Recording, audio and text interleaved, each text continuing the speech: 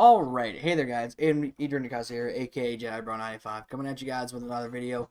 And in this video, I can't believe I have to make this video because I, honest to God, thought that this discussion that I'm about to dive into was dead. I thought we did not have to talk about this video or we did not have to talk about this conversation. But apparently it's been almost a decade since this transaction and encounter has happened. So apparently we still need to talk about this. Now the thing I'm referring to is how people are still in 2021 do not understand why the Chris Paul to the Lakers trade was vetoed.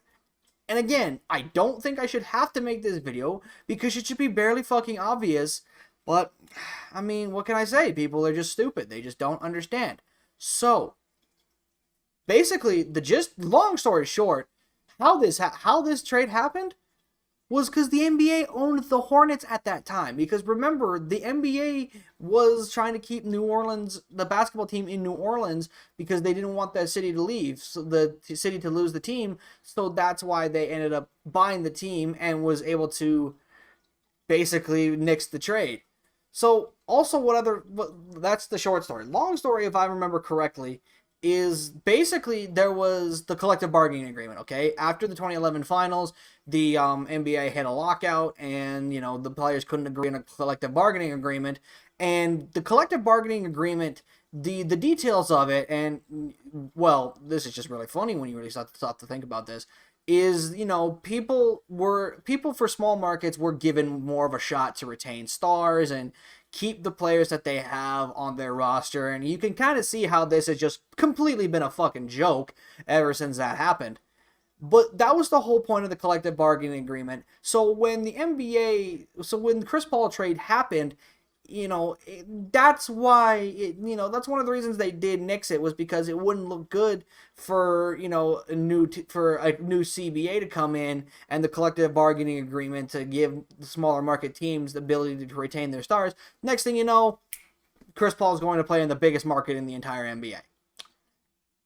Yeah, that wouldn't look very good. So that's one of the reasons why the trade was nixed. The other reason, and this one is, well, honestly, this is just petty as shit. It's Dan Gilbert, who is the owner of the Cavaliers and still fucking is, for some reason. He is the owner of the Cavaliers. At the time, apparently he wrote a letter to David Stern whining about the fact that basically it would be kind of sad to sit there and see Chris Paul go to the Lakers and eliminating parity in the NBA. Now there's a few problems with that, a few problems with that,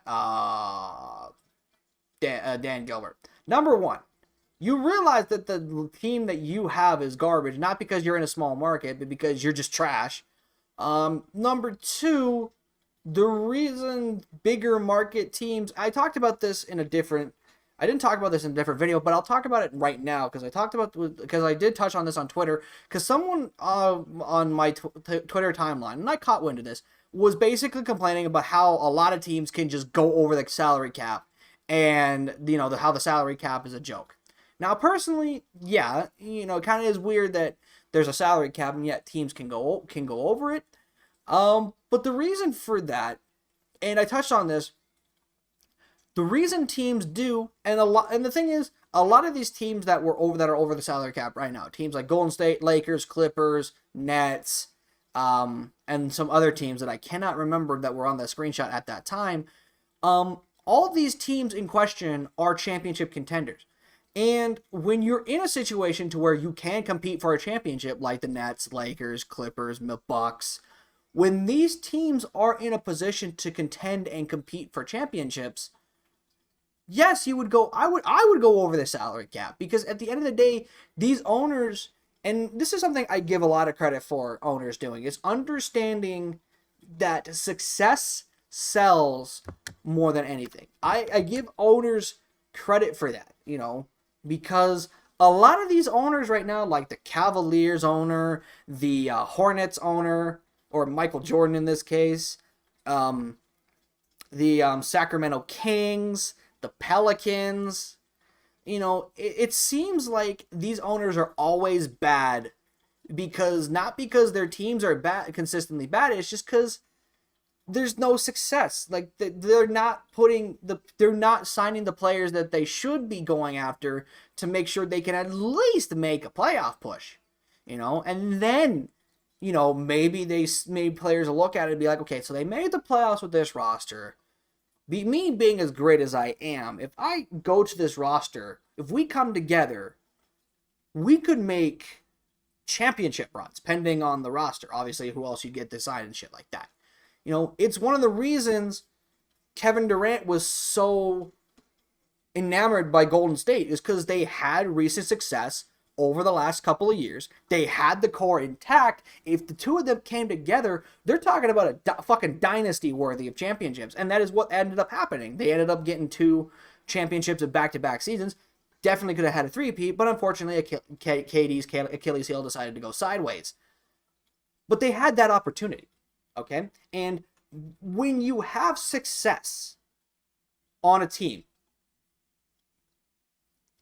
it's going to sell more than a team that is complete garbage. It's one of the reasons why the Lakers are always considered great marketing value. The Clippers in the last decade have been fantastically when it comes to their selling market value with their teams, games. Pardon me. The Heat, especially in the early parts of the 2010s, and even in the 2000s, they were selling out pretty good because they had the success. But you get what I mean. Like, these owners, the people should be people should be encouraged to go over the salary cap if it means to guarantee or at least contend for a title, in my opinion. Anyways, where was I? Oh, yes. With Dan Gilbert, again, like, nobody wants to go to Cleveland, not because you're bad, but not just because you're bad, it's just because you don't have the personnel in check. And that's why Chris Paul wanted to go to the Lakers, because there were pieces in LA that he could work with, like, say, a winding down Kobe Bryant, but still very productive. Pau Gasol, who actually was traded to the Rockets, who was supposed to be traded to the Rockets, but wasn't. They get rid of Lamar Odom, and they maintained Andrew Bynum, who was, for his time, what he could do, he was okay. He was an all-star in 2012, but at best, he was an above-average starter, and he just ended up getting an all-star vote that year because, well, I don't know why he got an all-star vote that year. He was probably pretty good. I would imagine he was good enough to make an all-star team, but granted, yeah. So, that being said, that's one of the other reasons, and the other reason that he wrote to him was because, he basically foretold the future, trying to say that Chris Paul, the Lakers could have got Dwight Howard. Didn't that work out in their way? So yeah, they ended up getting Dwight Howard. They would end up getting Dwight Howard, but David Stern, understandably, was concerned, thinking about stuff like that. So what they did was they decided to veto the trade, and the reason they could is because they had ownership of the team. Okay, that is who is allowed to veto trades and signings, is the owners of the team. It is not the managers. It's not even the fucking commissioner. The commissioner cannot do shit about the signings. Okay? The commissioner cannot do shit about Golden State.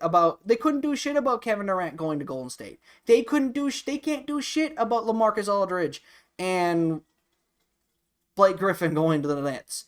They can't do shit about James Harden going to the Nets.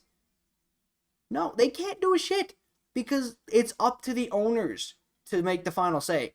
And if you're an owner, why would you pass? If you're an owner and Kevin Durant knocked on your door and said, hey, I want to come play for you guys next year, are you going to say no for the balance of power in the league? No, you wouldn't. Nobody in their right mind would say no to that. It's just crazy that people think that there should be this unspoken competitive rule. There is no reason it's not up to the players or anybody to keep the league competitive. It's not up to anyone. If every single if every star player in the NBA right now, like say Braun, Anthony Davis, Kyrie Irving, if they all those guys, if they wanted to take 1 year vet minimums and play for the Lakers, who's to stop them? Nobody. They're not allowed to stop them. The NBA can't do shit. And if you're the Lakers owner, of course you take that. If you're Genie Bus, yes, come over, Kyrie Irving, Anthony Davis, LeBron, Kawhi, Paul George. Yes, please come be on my team. I'd be okay with that. Like, why nobody would fucking say no to that? It's just weird. Anyways, so that was a little bit of an off tangent about other things, and when it comes to like the NBA marketing and all that stuff, when it comes to ownership and stuff.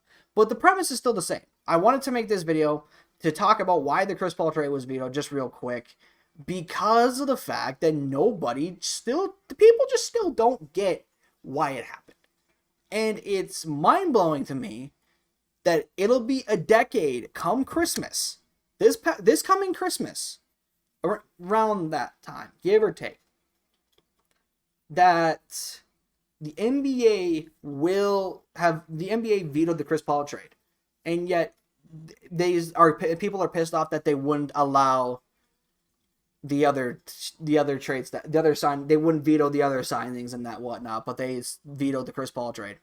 Like, honest to God, if you still get pissed off by the Chris Paul trade veto, to me, that's one of the most casual things you could snitch yourself on, is admitting that you just are. That's one of the biggest things a casual will admit to, is basically inadvertently admitting to the fact that they just don't know about the Chris Paul deal fiasco. Like, it's the biggest way to admit you're a casual without admitting you're a casual. There we go. Finally got it. But anyways, guys, that's going to be the end of this video. Again, didn't want to make this video, but apparently fucking had to. So if you guys do like this video, hit the like button below. Subscribe if you guys are new. I would like to continue to grow on YouTube, and obviously it would help get this video out there if you guys subscribed and commented and liked. Subscribe if you guys are new. And with that, I'll see you in the next video. I'm out. Peace.